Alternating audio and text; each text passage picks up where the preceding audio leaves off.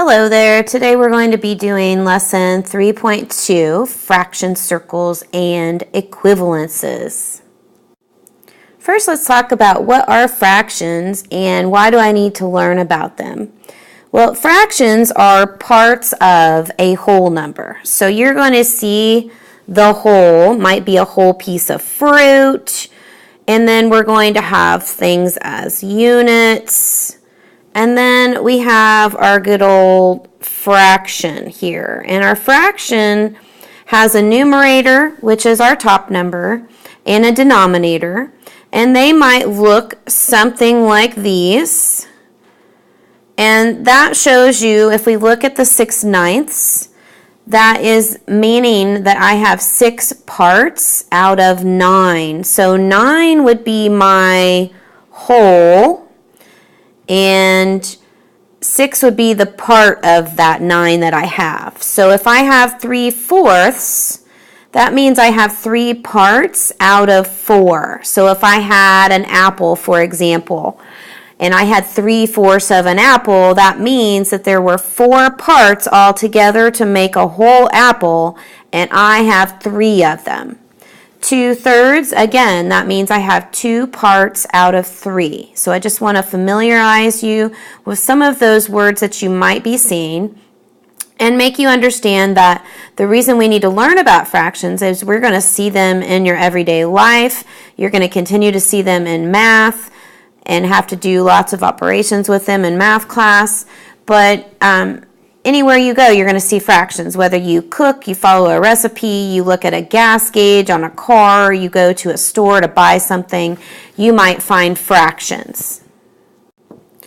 So what are we going to be doing with fractions? Well, we have some tools that we're going to be using in class to help us understand and learn about fractions. And one of them is a fraction circle, which is what you see here on the screen. And of course, this is a whole fraction circle that is not divided into any parts.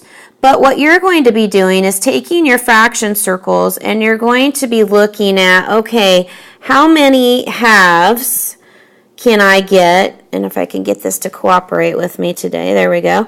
How many halves would it take to fill that circle? So as you can see, I've got one of them on there right now, and it would take 2 halves to make a whole. And most of you probably already knew that, but just showing you as an example. And once again, my pictures are not cooperating with me. So let's try to get that to cooperate. There we go.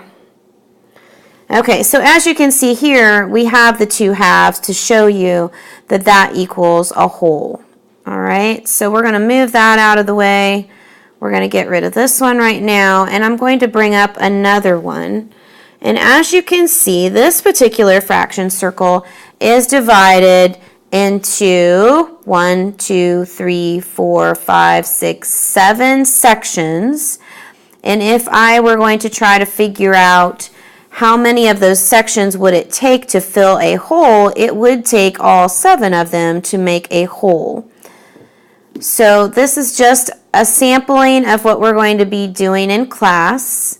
So you will have your own fraction circles that you will be taking apart, and you'll be trying to figure out how many of them make a whole, how many will fill a circle, that kind of thing. So as you can see, this one is divided into, I believe, eighths. 1, 2, 3, 4, 5, 6, 7, 8. Yes, this fraction is divided into eighths, so it would take 8 of them to make one whole. So this is one of the tools that we're going to be using in class.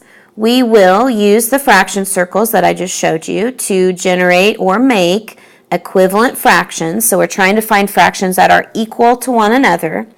And we're going to start a collection of fraction names, like a list of equivalent fractions. So I'm pretty sure you've got this. You will catch on pretty quick, but we will practice in class, and I will see you there.